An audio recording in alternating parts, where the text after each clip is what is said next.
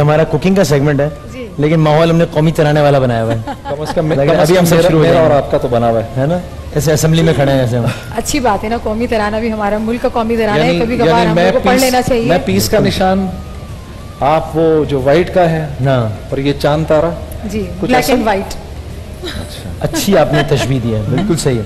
तो मतलब पाकिस्तान का कौमी तराना जो है वो अगर एक स्टैंडर्ड फॉर्म में पढ़ा जाए तो उसमें कितना टाइम लगता है भाई?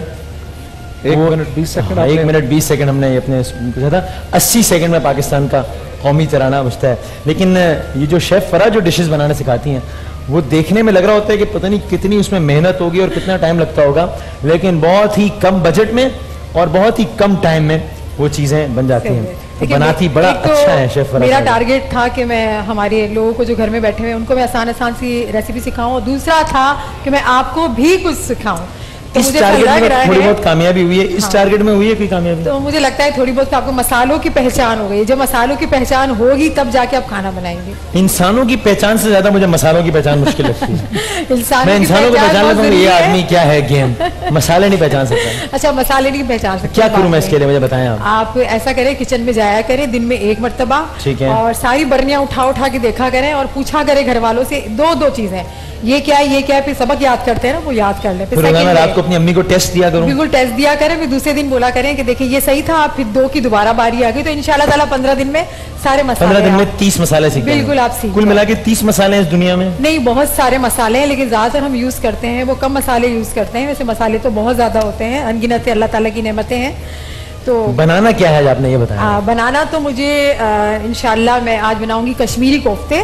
कश्मीरी कोफ्ते हम सब बनाते हैं घरों में, सारे अलग अलग स्टाइल से कोफ्ते होते हैं। लेकिन मैं जब कश्मीर गई थी, कश्मीर का जो खाना है वो कम मसालों वाला होता है। अच्छा। तो मुझे वो, वैसे आम रूटीन में तो मैं बहुत स्पाइसी मसालों वाला खाती हूँ, लेकिन रमजान है, रोजे हैं, तो हमारा दिल चाहता है कि मिर्च मसाले थोड़े से कम हो। तो मैंने सोचा कि कश्मीरी जो कोफ्ते हैं वो मैं क्यों ना बना। आपकी डाइट में मसाला कितना कम या ज्यादा हो, इसका डायरेक्ट असर आपकी स्किन पर भी होता है ना? स्किन पे भी होता है, हमारे मिजाज पे भी होता है। मिजाज पे भी होता है जी बिल्कुल, मिजाज पे भी होता है। मैं इतना खुश मिजाज हूँ, हालांकि मैं तो मसाले बहुत खाता हूँ, ऐसा क्यों है? अच्छा, आपका इस बारे में क्या ख्याल है?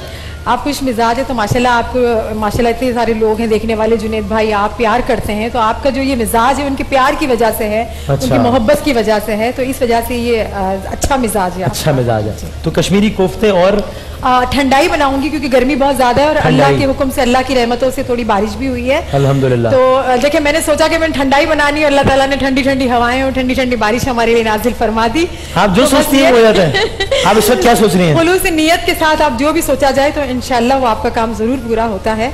तो मैं ठंडाई बनाऊंगी। ठंडाई एक ऐसा मशरूब है जो कि बहुत सस्ता है और बहुत आसान है, और वो मशरूब है जो आप बहुत ज्यादा क्वांटिटी में बना सकते हैं। अपनी मर्जी का दूध में पानी मिला सकते हैं, जितना मिलाना है पाई जाओ, कोई नहीं, ठंडा करके इसको पिए। तो ये बहुत अच्छा मशरूब है, मुझे तो बहुत अच्छा लगता है। तो मैं चाहती हूँ मैं अपने बहनों को जो अपने मुझे देखते हैं घर में, मैंने सबको सिखाऊं। लेकिन उससे पहले मैं आपके ऑडियंस का भी, आप मेरा इम्तिहान लेती रहती हैं। हाँ, वही ये ऑडियंस के हवाले आप, और आप अल्लाह के हवाले, फिर एक दो सवाल इनसे करें। सेगमेंट मैंने छोटा सा डिसाइड किया है कि मैं सवालात पूछूंगी। सवालात पूछने का मकसद ये भी होता है कि आपकी नॉलेज में इजाफा हो। जिन लोगों को नहीं पता, जो नई नई बच्चियां खाना बनाने स्टार्ट किया, उनको नहीं पता होता कि क्या क्या ऐड करना है, अगर जल जाए, बू आ जाए तो क्या करना है। तो ये इससे रिलेटेड आज मैं सवाल पूछूंगी। सवाल आप पूछें, इनामात में बता देता हूँ कि जो जवाब देंगे उनके लिए ओलिविया, नॉरस, शेजान और जे डॉट के गिफ्ट हैम्पर्स हैं जवाब देने वालों के लिए। अच्छा, कौन सा ऐसा सालन है हमारा पाकिस्तानी सालन, माइक भी लीजिए, कौन सा ऐसा सालन है जिसमें प्याज सबसे ज्यादा डलती है?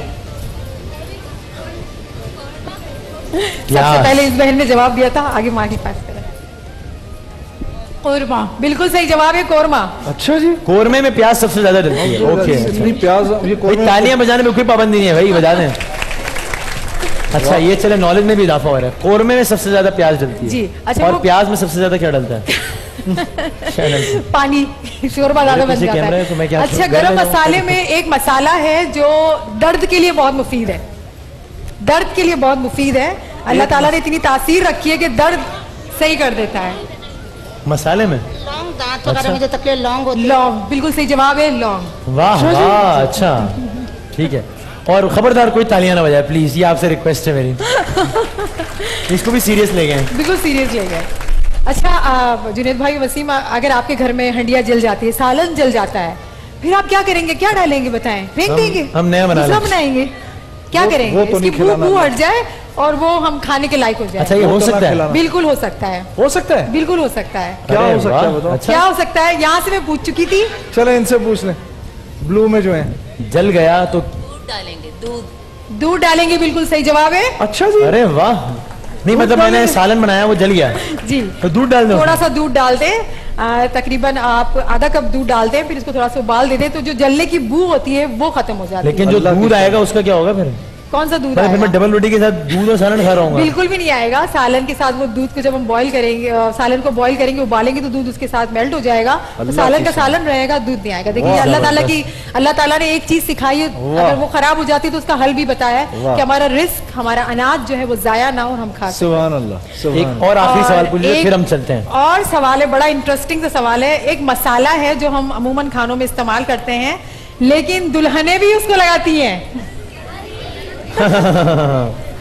सबको दे दो, सबको इनाम आ रहा। नहीं, अब ये छोटी बच्ची बताएगी, बड़े बच्चे नहीं बताएंगे। आप बताएं। हल्दी। हल्दी, इस बच्ची के लिए आप गिफ्ट दे दें। हल्दी सही जवाब है। अच्छा भाई, याद है, बहुत सारी तालियां जिन्होंने सही जवाब दिए उनके लिए। वक्त हमारे पास बड़ा कम है और मुकाबला सख्त है, तो जरा आप जल्दी से हमें बता दीजिए, फिर हम ब्रेक पे जाएंगे और ब्रेक में आप बनाती रहिएगा और फिर हम आखिर में बताएंगे किस शक्ल की क्या चीज बनी है। मैदान में आइए जरा, मैं दरख्त के नीचे से होता हुआ मैदान में चला जाऊँ। कश्मीरी कोफ्ते हम बना रहे हैं। सबसे पहले मैं ठंडाई की रेसिपी बता देती हूँ, बहुत आसान है। पानी हमारे पास होगा, ठंडाई के लिए ज़रूरी है पानी। तकरीबन 2 गिलास ले लें। 1 गिलास आप दूध ले लें, आधा गिलास भी दूध ले सकते हैं, ज़रूरी नहीं है आप ज़्यादा दूध लें। अच्छा। 2 गिलास में देखिए, दूध में पानी मिलाने वाला सिस्टम है, सही है ना? मिलावट नहीं होनी चाहिए। लेकिन शरबत अच्छा, में चलता जो है। दूध हमने कोरमे में उस वक्त डालना है जब कोरमा जल जाए, उस दूध में पानी हो सकता है?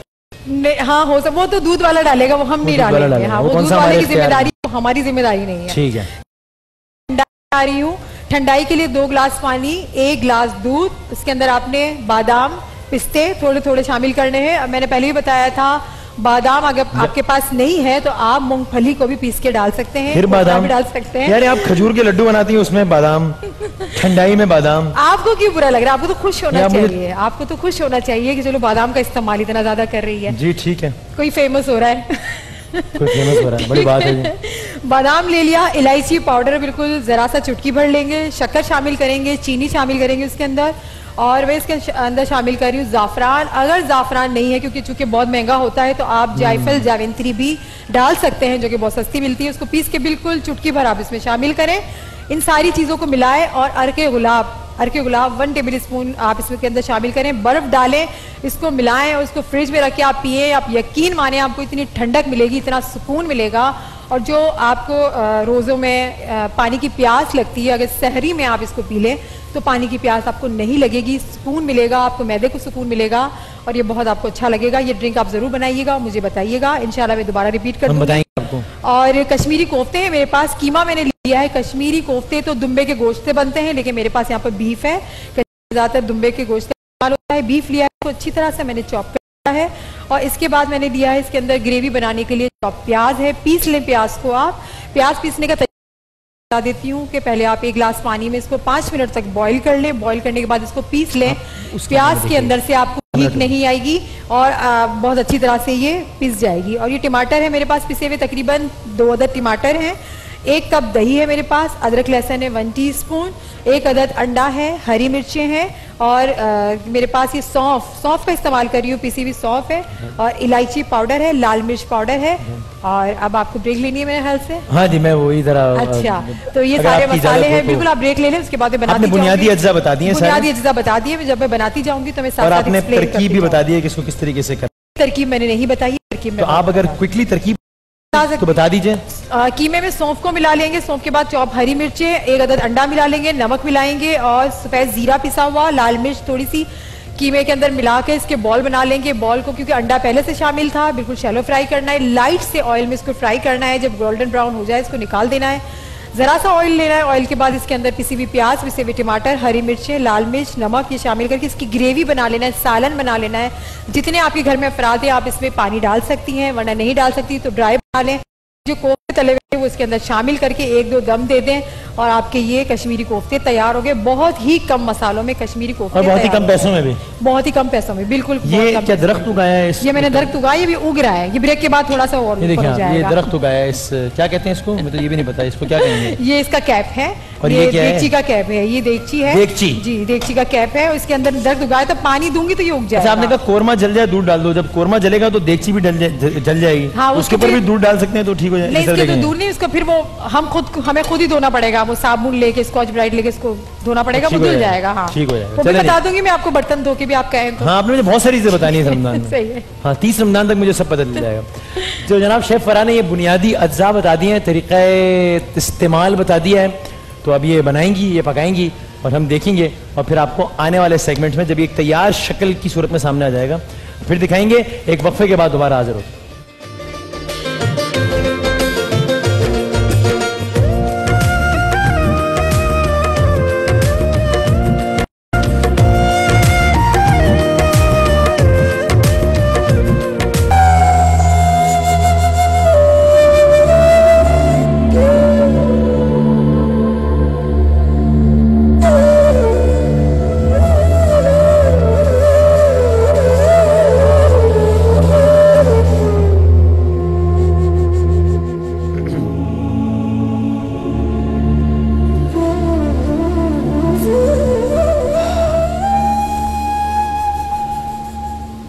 औलाद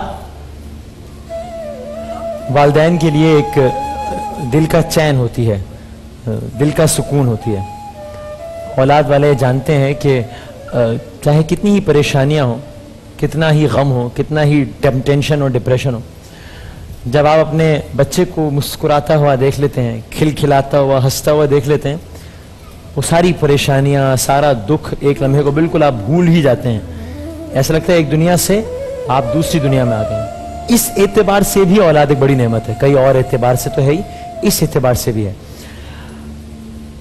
लेकिन वो मां कैसे सुकून पाए, उस बाप के दिल को किस तरह करार आए जो कि अपनी एक नहीं बल्कि 2 बच्चियों को और मासूम परियों जैसी बच्चियों को रोजाना अपनी आंखों के सामने तड़पता हुआ देखें। हमारे साथ आज जो हमारे मेहमान हैं सारिम बंडी वेलफेयर ट्रस्ट के तवस्सुस से, ये 2 ऐसी बहनें हैं और दोनों हमारे साथ इस वक्त मौजूद हैं। इनके वालिदैन भी हमारे साथ मौजूद हैं, जुनैद भाई, जिनके दोनों के दिलों में सुराख है। जो छोटी बच्ची है 8 माह की है ये बच्ची, और ये इस बच्ची का नाम आपने क्या बताया आपने? जी, इसके भी दिल में सुराख है। अभी हम इनसे भी बात करेंगे और मैं इस दौरान ये चाहूँगा, चूँकि अगेन ये सेगमेंट का एक एक पल आप मतलब हमारे लिए बड़ा कीमती होता है, तो आपकी टेलीविजन स्क्रीन पर नंबर्स और सारी डिटेल्स आना शुरू हो गई होंगी। अगर आप प्लीज़ अपने तौर पर कुछ भी कर सकें हमारे लिए तो ज़रूर कीजिएगा। मुख्तसरन ये है, फिर हम बात शुरू करेंगे। इन 2 बच्चियों के दिलों में सुराख है और मुमकिन है बहुत आसानी से कि ये दोनों बच्चियाँ अपनी बकिया ज़िंदगी मामूल के मुताबिक गुजार दें अगर हमें 22 से 25 लाख रुपए दोनों के मिलाकर कंबाइंड मिल जाए तो हम इन दोनों की बाकी जिंदगी बहुत आराम से सुकून से गुजर सकती है। अब पहले आप इनका बताइएगा, मैं इनकी वालदा से जरा बात करना चाहता हूँ कि क्या इनको तकलीफ होती है इस दिल के सुराख की वजह से और क्या कहते हैं? जी सर, पहले मेरी बेटी खतीजा जी, जो कि 8 महीने की थी, उनको दिल के दौरे शुरू हो गए। वो थोड़ा सा भी चलती थी तो उनको, जी खतीजा को, और थोड़ा सा भी चलती थी वो गिर जाती थी। जैसे उनका चलना बहुत मुश्किल था, उनको वॉशरूम वगैरह की तकलीफ़ होती थी तो उनको पकड़ के बैठना पड़ता था। खाना पीना बिल्कुल वो नहीं कर सकती थी, बस उनको लिक्विड वाली चीज़ें देना और तकरीबन हर वक्त गोद में उठा के रखना पड़ता था। फिर हम लोग बहुत भागे, बहुत हमने मेहनत की, इलाज के लिए भागे, तो इसके साथ इनको दिल का अटैक आया, उसमें इनको फालिज हो गया। वो जो थोड़ा बहुत बच्ची ठीक थी उसमें बिल्कुल ही ख़त्म हो गई। फिर हमने अल्लाह का नाम लेकर इसके दिमाग का इलाज करवाया, हार्ट का इलाज करवाया, जो कुछ हम कर सकते थे हमने किया। एक दफ़ा इसकी ओपन हार्ट सर्जरी करवाई, बहुत मुश्किलों से, बहुत ज़्यादा मुश्किलों के साथ, और हम खुश हो गए कि अब हमारी बेटी को नई जिंदगी दी है और इंशाल्लाह ये अब हमारे दिल का सुकून रहेगी हमारी आंखों के सामने। बल्कि ये मैं बताऊं, ये लोग अभी अपने किसी मुस्तकिल कोई घर नहीं है इनका, ये कुछ दिन किसी के घर रहते हैं, कुछ दिन किसी के घर रहते हैं। और उसकी वजह ये है कि ये जिस ओपन हार्ट सर्जरी का, यानी इन्होंने अटमोस्ट कोशिश की है कि इनको पैसे लेने ना पड़े कहीं से, इसलिए जो ओपन हार्ट सर्जरी इन्होंने की है वो घर बेच के करवाई है। और वो कब आपने ये करवाई है? जी ये 1.5 साल का अरसा हुआ है अभी, और दोबारा से इनकी रिपोर्टें हुई हैं तो उन्होंने कहा अभी भी इनके वाल तंग हैं, अब इनको दोबारा से छोटे से ऑपरेशन की एक ज़रूरत है कि शायद उससे इनकी तबीयत ठीक हो जाए। आप लोग रहने वाले कहाँ के हैं? जी हम लोग कराची के ही रहने वाला है। कराची से कराची के कहाँ? कराची में किधर? हम लोग ख्वाजा अजमेर नगरी में रहते हैं। अच्छा अच्छा ठीक। जी सर। तो आपने मुझे बताया कि अभी उस ओपन हार्ट सर्जरी का इतना फ़ायदा ज़रूर हुआ जी कि 70% मसाइल तो बच्ची के हल हो गए। जी माशाल्लाह से अब ये काफ़ी, जैसे इनका फालिज ख़त्म हुआ है, ये चलना फिरना शुरू किया है इसने, खाना पीना थोड़ा थोड़ा इनका मामूल से बढ़ गया है और अब माशाल्लाह से ये काफ़ी बेहतर हैं। लेकिन इनका पता नहीं चलता, ये बहुत ज़्यादा गिर जाती हैं, एकदम चलती हैं थोड़ा सा तो ये गिर जाती हैं और बहुत शदीद गिरती हैं। जिस बाजू पे इनका फालिज है तो वो बाजू उसकी करवट पे गिरती हैं तो उठ नहीं सकती है। और अभी डॉक्टरों ने सख्ती से मना किया है, जैसे इनका भी स्कूल वगैरह भी दाखिल नहीं करवा सकते। अभी स्कूल नहीं जाती है? नहीं अभी इनको नहीं दाखिल, जब तक कि इनका इलाज मुकम्मल तरीके से बिल्कुल ये ठीक नहीं हो जाते। ये इटसेल्फ एक इतनी एक तकलीफ दे बात है, इसलिए कि जाहिर है, मुझे पहले भी बता रहे थे कि ये बच्ची ये सोचती है, बच्ची ये चाहती है कि वो भी आम बच्चियों की तरह स्कूल जाए, अपनी दोस्तों की तरह स्कूल जाए। और स्कूल वालों ने अपने तौर पर बिल्कुल माजरत इसलिए कर ली है कि ये अचानक चलते हुए गिर जाती हैं, चूँकि इनको फालिज का अटैक हुआ था। उस अटैक से काफ़ी हद तक रिकवर कर गई हैं, लेकिन उसके असरात अभी भी बाकी हैं। तो अचानक चलते हुए गिर जाती हैं और जब गिर जाती हैं तो फिर किसी सहारे के बगैर नहीं उठ सकती। तो कभी ऐसा होता है कि पूरा पूरा दिन बिल्कुल ठीक रहती हैं, कभी एक एक दिन में 8-8, 10-10 मरतबा गिर जाती हैं और फिर सहारे के बगैर नहीं उठ सकती। तो अभी सिर्फ इनके इलाज के लिए जो है वो आपको अंदाज़न कोई रकम का अभी अंदाज़ा है? जी सर अभी रकम का मैं कैसे अंदाज़ा बताऊं, उनका पहले यही कहना था कि ओपन हार्ट सर्जरी से ये बिल्कुल ठीक हो जाएंगी। अब 1.5 साल का अरसा गुजरा है तो दोबारा से उन्होंने ऑपरेशन बताया। मैं कैसे मुतमईन हो सकती हूँ कि इस ऑपरेशन से ये ठीक हो जाए? इंशाल्लाह अल्लाह ने चाहा तो। आपके पहले ऑपरेशन पर कितने पैसे खर्च हुए थे? सर हमने अपना घर बेचा, जो कुछ भी हमारे पास था, बहुत पैसा लगाया हमने। तकरीबन कितना? तकरीबन 5-6 लाख लगा था। अच्छा जी कार्डियो में करवाया इनका हमने इलाज, और 2 महीने हम लोग वहाँ पे एडमिट रहे हैं। 2 महीने बच्ची के साथ हम दोनों मियाँ बीवी वहीं पे रहे हैं, तब जाके हमारा नंबर आया और इस बच्ची के जैसे सर्जरी वगैरह हुई। ये बच्ची के बाप हैं, ये इसकी बात कर रहे हैं? जब ये इसकी बात जी जी। और उसका भी यही हाल है? इसका भी यही इनका भी यही मसला है, इनके दिल में सुराख है, इनका दिल भी 8 जैसे महीने बढ़ना शुरू हो गया है और इनके दिल की नालियां भी तंग हैं। ये बहुत कम सोती है और ज़्यादा से ज़्यादा ये रोती ही रहती है, कुछ खाना पीना कुछ भी नहीं है। सिर्फ ये मैं अपना दूध इनको पिलाती हूँ, उसमें भी ये पेट इनका नहीं भरता। और ये 8 माह की है, इनका वज़न बहुत कम है। अब इस वक्त वसीम भाई जो दूध इनको बच्चों के लिए दिया गया है वो 1000 रुपये का एक डब्बा आता है वो। ओहो। और ये जो शख्स है ये 300 रुपये पर डे कमाता है। अगर ये ऑपरेट कराने जाते भी हैं तो 2 महीने या 1 महीने लगता है, वो अलग अखराजात हो जाते हैं क्योंकि रोज़गार छूट जाएगा। 300 जो दिन के हैं वो भी चले जाएंगे। ये गरीब लोग हैं, ये अब इनके पास कुछ भी नहीं है।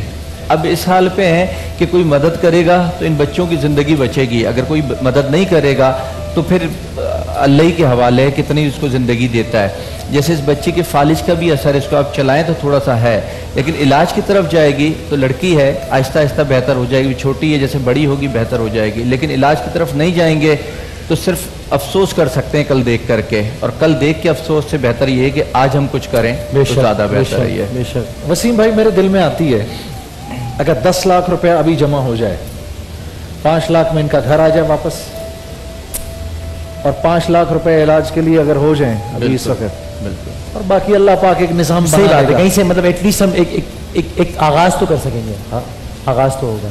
बात कर आप चाहें तो कीजिए, अपने मैं इनके वालिद से बात। मेरे दिल में ये ख्वाहिश है मेरे दोस्तों, घर की छत अल्लाह की तरफ से एक बहुत बड़ी नेमत है। इस वक्त आप लोग हमें देख ही सिर्फ इसलिए रहे हैं क्योंकि आप लोग अपने घर की छत के नीचे हैं, चाहे वो किराए की हो, चाहे वो आपका अपना घर हो। घर बेच के बच्चों का इलाज करना, मैं तो सोच भी नहीं सकता कि मुझे यही ना पता हो कि कल रात को मैंने सर किधर छुपाना है, मेरे साथ मेरे बच्चे हों और मुझे यही ना पता हो कि मैंने इन बच्चों के साथ कहां जाना है। यही हाल मेरे इस भाई और बहन का है।